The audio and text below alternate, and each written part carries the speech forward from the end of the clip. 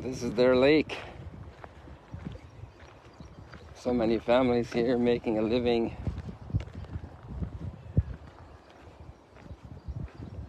Today maybe it's more from tourism than from fishing like in the past, although there are still some fishing families.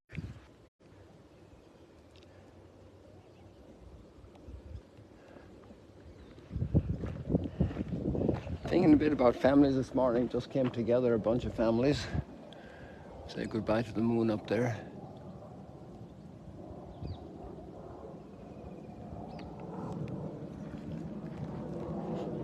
How many families do we have in the Bible?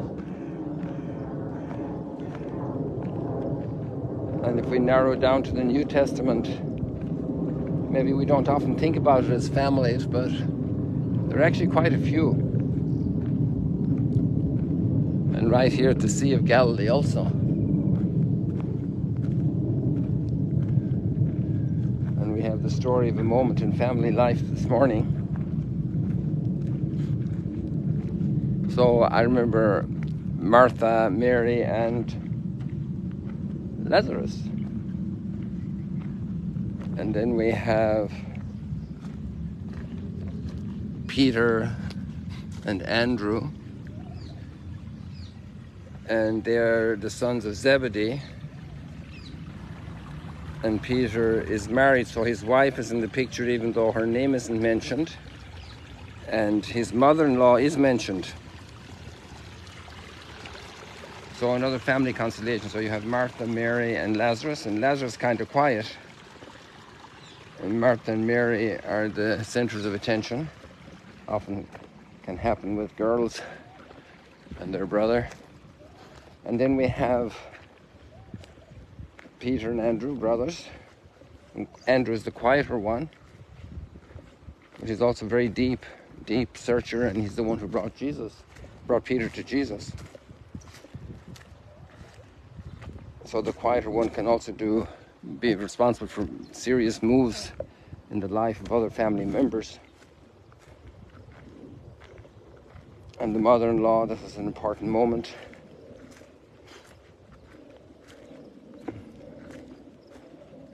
And then we have today two brothers, James and John. Probably John is better known in a way. The Gospels, the letters, the book of Revelation coming from John's leadership, from his community.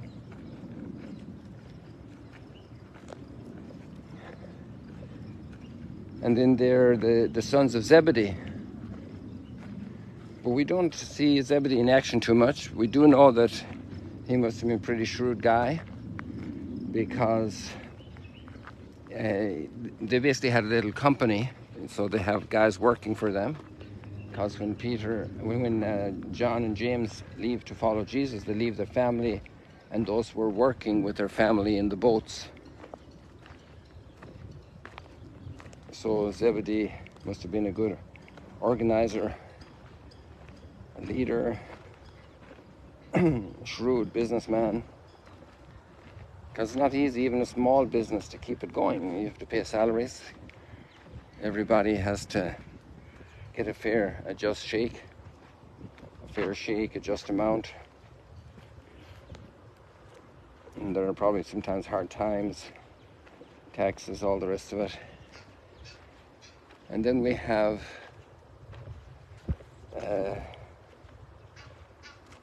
these three families, right?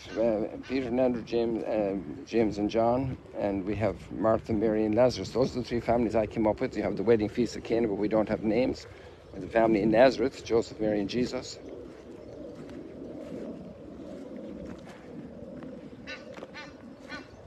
And if we look at the situation today, even after all the public life of Jesus, they're not getting the message. Somebody said to me that wrote a note and said that this goose must have a problem with fish line and needs help. Now, I'm not expert enough to do that, but the leg is up. So when you're standing on one leg, you know, quack, quack, quack, quack, quack. Quack, quack, quack, quack, quack. Quack, quack, quack, quack. Can we help you? Yeah, there looks to be something tied around the leg down below.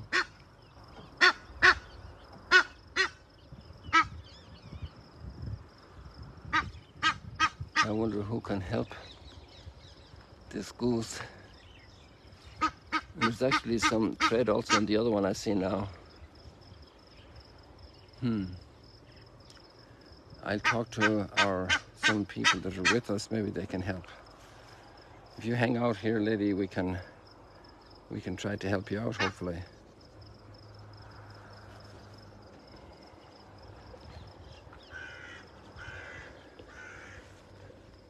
I see a problem, but I don't know how to. Probably need a little snippers to cut the threads that are there. There are threads tying around her legs for sure. So that was a good observation for that live streamer, a follower who has noticed that. Thank you. Let's hopefully find a solution. Maybe we can call her Alexandria for being an Egyptian goose. Or if you have some wife of some pharaoh. Or there was a lady pharaoh, I think, was there ever? I remember rightly. So anyway, going back to our subject today, we have these families, and we have, which family is made up of angels? Well, none of them. They all have their issues. In a certain sense, they all receive correcting words. Peter gets a ton of them. And today, the gospel is interesting, celebrating the feast of St. James, that we have this moment when we are seeing their raw ambition. And they want to have the first places in the kingdom. And you know, it's interesting, if you look at the text in chapter 20, the first piece of the text is about the workers who come at the last minute and get the same pay as the ones who came at the first minute. So first and last in the kingdom is a little bit different. It's about love, really. It's about response to love. It's not measured like in our human little measurements. There's a whole other generosity level in the kingdom because the author of everything is so generous. And we can't even count the stars yet with all the technology we have. We can't even count the constellations. So we're always finding more stuff. So he has made more constellations probably than all these little shells here, you know. Why does he make so many shells? The abundance. The ability to rejoice over the abundance others receive, the kingdom. But they want first place for themselves. It's a very different attitude, you know. And to have spent all this time with Jesus and still not get it. And so the chapter ends up with the two blind guys in Jericho, and they say, Lord, heal us. And that's kind of interesting sandwich then, that this story is in a very strong teaching about being in a new style of generosity. And actually there's another piece in there before we have this story. Jesus has actually confidentially let the 12, just them, in on the fact that he's going to be crucified. And in that backdrop, they're still thinking about first places and power and having, being in charge, dominion. Our sense of dominion has really been affected, you know, it's been deranged, dysfunctional, and the world suffers from it to this day in the way people exercise dominion in every sphere, also inside families.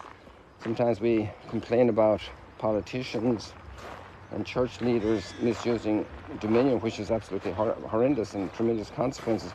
But actually, it happens by the same people inside their own families.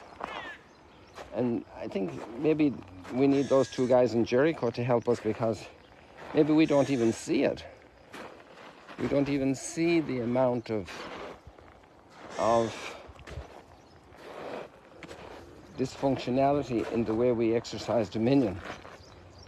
And Jesus gives that lesson, he says it's about serving. If you want to reign, serve. If you want to be a princess or a prince, a king, if you want to participate in the kingdom at the highest level, there's kind of two formulas to get there, and you need both of them. And one is to be serving everybody, especially the most needy, to have a heart of compassion, but also to be ready to suffer injustice and continue serving while you're suffering injustice. Like the teenager that's slamming the door and going off in a huff, and poor mom is looking after a sick child and can't fix that need of that teenager at this very minute. And it's amazing how people, even who don't have authority, can wield passions and words and physicalities as if they did have authority, usurping authority. And this is all part of the daily human scene, and it's in every family. We have to deal with it. It's very interesting to see the situation we're in. And then we shouldn't get too discouraged by that, because Paul's letter is very helpful there today. That, we're carrying around this death in our bodies. We're carrying around this death in our bodies. So that others can live. Again, that's total service. There we have those words from Isaiah come to mind, the suffering servant. So we have suffering and servant together. And we endure this life as difficulties and challenges on a path to glory. Isn't this beautiful light?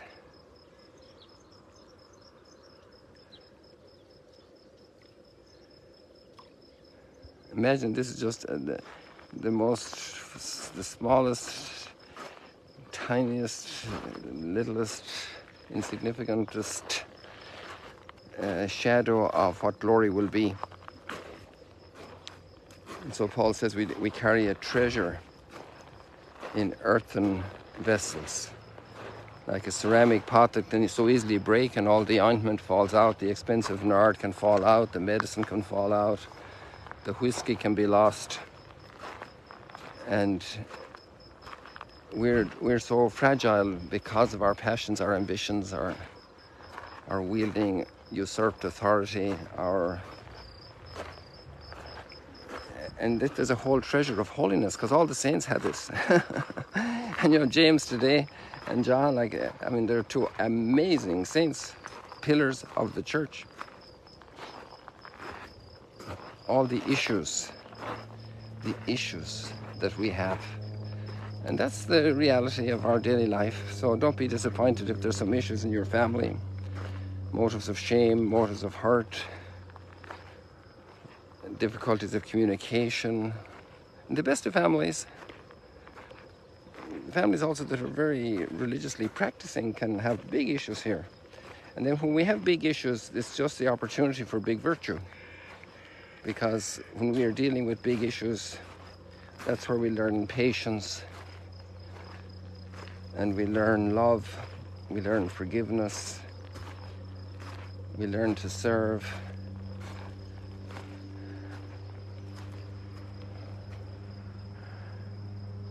We learn to give ourselves. We're purified like fire, gold 7 times in the fire.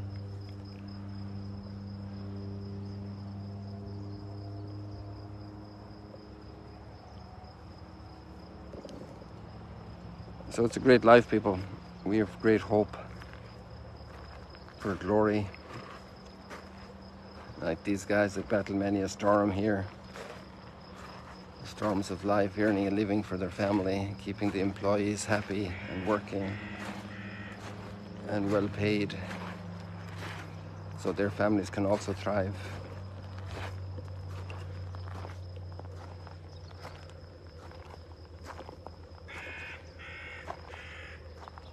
So much green, it could be Ireland.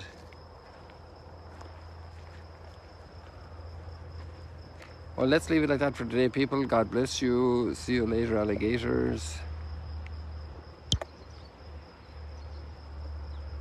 Oh, there's more green.